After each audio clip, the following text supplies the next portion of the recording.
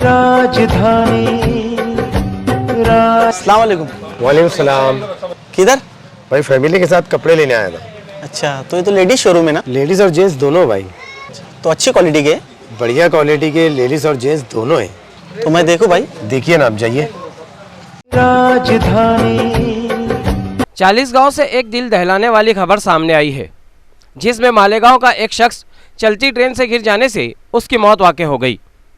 जिस शख्स की मौत वाक़ई हुई है उसका नाम अब्दुल रहमान शेख सरदार बताया गया है, जिसकी उम्र तकरीबन 47 साल बताई गई है, जो साकिन थे मालेगांव शहर में वाक़ई नूरानी नगर के।